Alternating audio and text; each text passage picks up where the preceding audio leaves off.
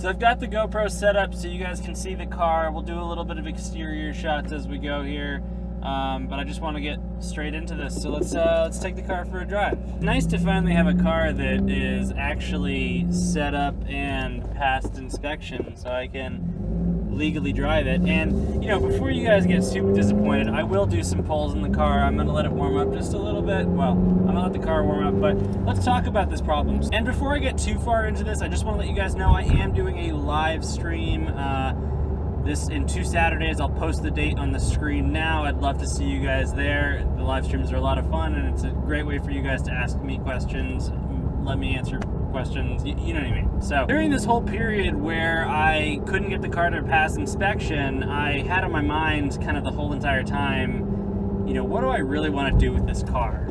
Because I was not necessarily unhappy, well, you know, maybe a little unhappy with the car just because I couldn't drive it, which I think is totally reasonable.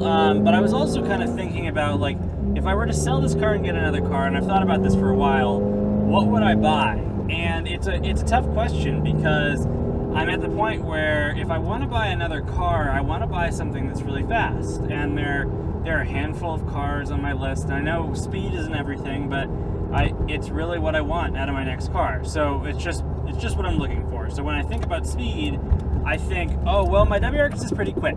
And I think that's kind of a great way, and I've got some water bottles rolling around, which sucks, because that's going to distract everyone during this video, and I don't know why I didn't pick the water bottles up, but I don't feel like picking them up now, because I'm all wired in with a mic. Speed isn't something that everybody considers, but it's something that I'm heavily considering right now, and it's something that I really think is important, so it's what I'm looking for. And the best way to describe the WRX, and even the STI, because unfortunately, after you put some money into them, they're essentially the same car. I mean, the STI, yes, you can get a little more power, it's going to perform a little bit better on the track. Maybe you can hit higher horsepowers, but once you're already doing engine work, you know, it's a very similar platform.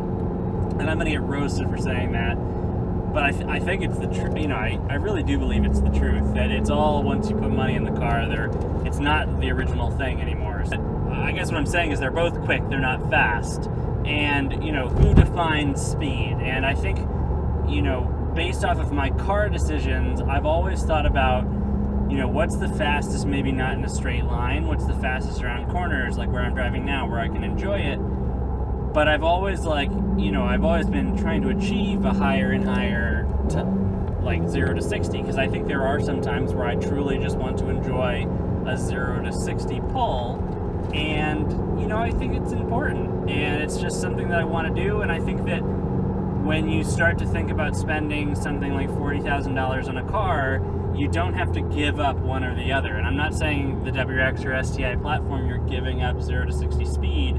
You're not focusing, that's not your focal point of the car like a Mustang or a Camaro or an American muscle car would be, where they focus more on straight line speed and less on getting through, you know, a tight track or something like this. And I don't understand why we're driving so slow. I understand that there's people riding bikes, but I chose this route to have fun, and when the bike is going the same speed as the cars, it's kind of hard to get around them, so, bummer. And I don't want to discredit the WRX or STI platform at all, because it's a wonderful platform. These cars are very fun to drive, they're very quick. I hope to always have a WRX or STI in my garage or in my ownership, and probably if I don't have one, I won't go long without one, because it's just such a wonderful car. That being said, it's not fast, and I think, you know, it's quick, but it's not fast. And again, the perspective is here is like, maybe I spend $60K. So that's the perspective here, is that when you're looking at something like that kind of budget and you're considering equivalent cars, it just really, it can't meet it. And it's not supposed to, right?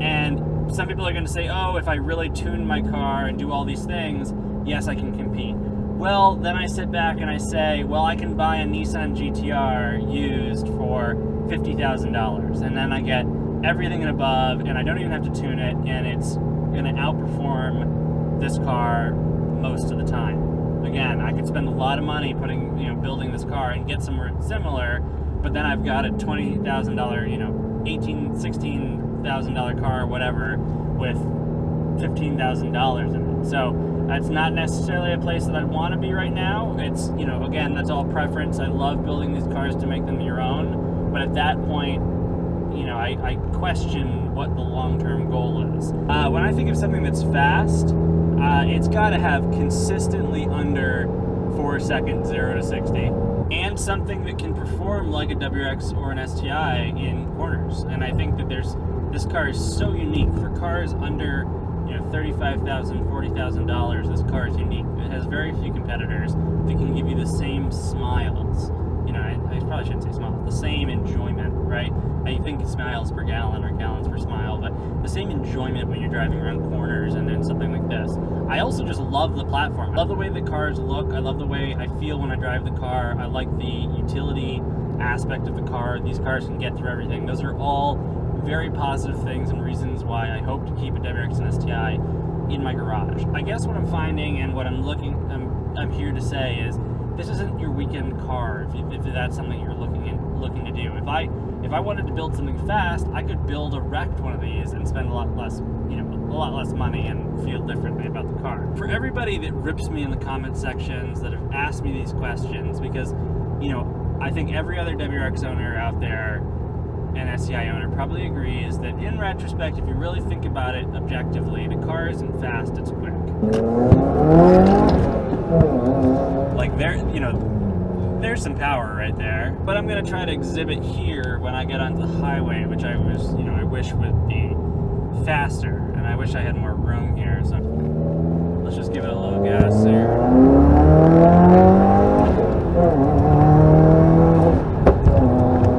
Get a little pop. You know, I really wanted to address everybody that roasts me, like, why don't you drive a faster car? Why don't you have all this? Well, I think it's part of the journey. You know, you have to appreciate everything, and not everybody can go out and buy, sorry, that was kind of a hard turn. Not everybody can go out and buy a $50,000 car right away. So it's, you know, it's part of the journey. I truly have no idea where I am. Oh boy. It's part of being a YouTuber. Everybody's like, oh dude, why don't you have a GTR? And they've been saying that since I started the channel, and you kind of sit there and you say, well, obviously I don't have a GTR. I started this channel as somebody, you know, that was just out of high school into college, and fortunately the channel's grown somewhere. I haven't put a ton of time into it, but I don't have a GTR, and it's not unreasonable. I'm not going to pull too hard here because there's a police officer back there. Well, yeah, it wasn't a very good pull. But yeah, so, you know, I wanted to address that is, you know, not everybody can get into a GTR. So when you're looking at the potential cars, I truly think the WRX and STI are a far better choice than something like a Camaro or a Mustang. Now, the Mustang GT is the only thing where I kind of sit there and I'm like, and sure, the SS, but they're a lot more money, right? They're a lot more money. They're fairly expensive cars, and the performance is similar. They're faster straight out of the line, but significantly slower when you're going around corners and when you're really using this car the way it was supposed to be used. So it's hard to compare them. I think that I've been tempted to buy a Mustang GT for a while now. I'm interested in the straight line performance. I understand that I would lose a lot of the other fun aspects of this car, but I think that's just part of the experience. If you want a fast car, I guess, you know, and I keep jumping around here. If you want a fast car, you need to quantify what is fast to you. You know, what does fast mean? And you can't say 0 to 60 until you've driven a car like this, and you've driven it in the proper areas, right? And I think every other WRX and STI owner will agree with me here. Even if you, and I didn't feel this way at first, right? When I was a kid and when I was really like into cars but I couldn't get into them, it was all about 0 to 60 time. It was all about track numbers, right?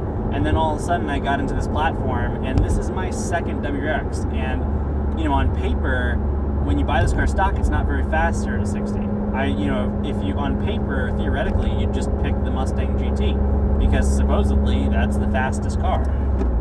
But, you know, you run around a small track and all of a sudden that's not true whatsoever. So, you know, again, it's what do you consider fast? And I think fast is a combination, but personally, I'm looking for more 0 to 60. So I think this platform won't deliver that. And again, that's just my perspective. That's the perspective of an owner that's had, you know, been in this platform for a while. And like, you know, these roads up here, I can't go too fast here, but these roads are like the perfect example where we can go around.